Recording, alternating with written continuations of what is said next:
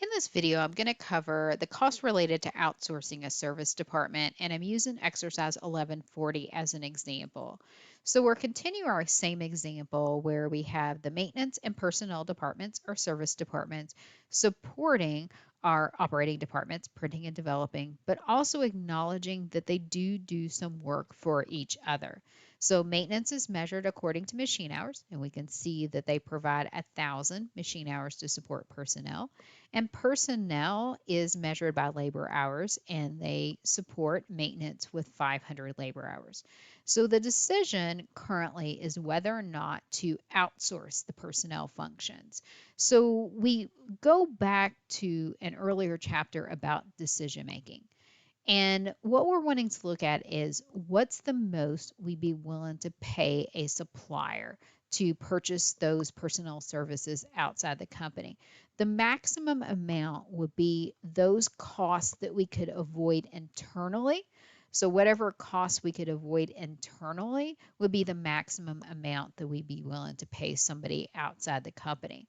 There's some additional information here that they acknowledge that of the 12,000 direct personnel cost, 7,000 of it is variable, so that would leave 5,000 to be fixed. And of that 5,000 fixed costs and personnel, 4,000 of it is avoidable. So I know normally we don't think a fixed cost to be avoidable because we think it doesn't change with volume, but there's something independent of volume happening here that can be eliminated if we get rid of the personnel department. Of the 5,000 in direct maintenance costs, 3,000 of it is variable. Now, our starting point is going to be creating those same reciprocal equations that we did with the reciprocal method of allocating service department costs.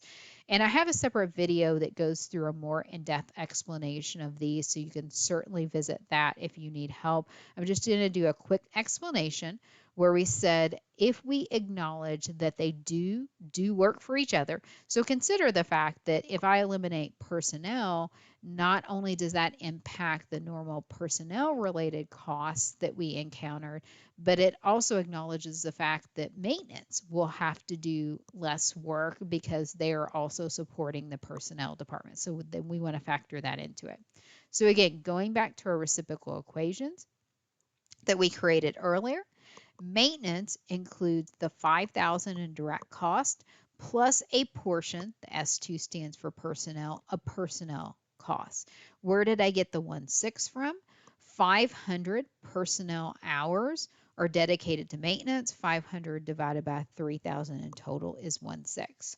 Personnel includes the 12,000 in direct costs, and that's total, variable, and fixed, plus 1/5 of maintenance. Where did I get the 1/5 from?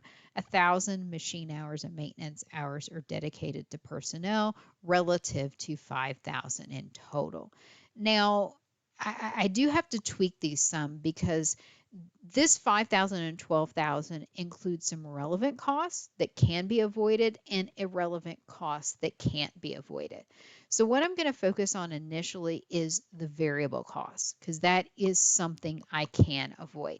So I've just changed these original reciprocal equations to only represent variable costs.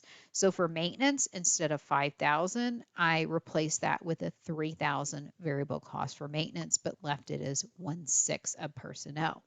For personnel, I replaced the 12,000 in total direct cost with the 7,000 of that is variable, again, leaving the 1/5 of S1. Ultimately, I'm going after avoidable personnel cost in total, not only its own variable and fixed costs that can be avoided, but any maintenance costs that also can be avoided because, again, they do support the personnel department. So I'm going to take that personnel equation, the $7,000 plus 1/5 maintenance, and replace the maintenance formula in here. Again, just focused on the variable of 3,000 plus 1/6 of the personnel costs. I'm going to work through this. So I've got 7,000 plus 1/5 times 3,000 is 600, and plus 1/5 times 1/6 of personnel is 1/30 of S2. So it may seem like I have a lot more number crunching to do, if I go back to the reciprocal equation, but I'm pretty close to the end here. This is what I wanted to know.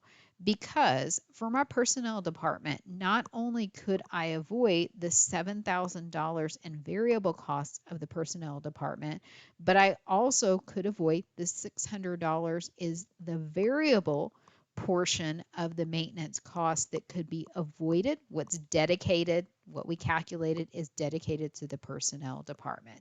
I'm ignoring the last part, the 1/30th of S2. So what are the total avoidable costs of the personnel department if they outsource? Again, the $7,000 direct variable costs from personnel, 600 and variable costs related to our maintenance department that supports the personnel department, and then the additional $4,000 of avoidable fixed costs in the personnel department. So total avoidable cost for personnel is 11,600. Again, acknowledging its own direct cost and some support from the maintenance department. That would be the maximum amount that it would be willing to pay an outsider to provide those personnel services.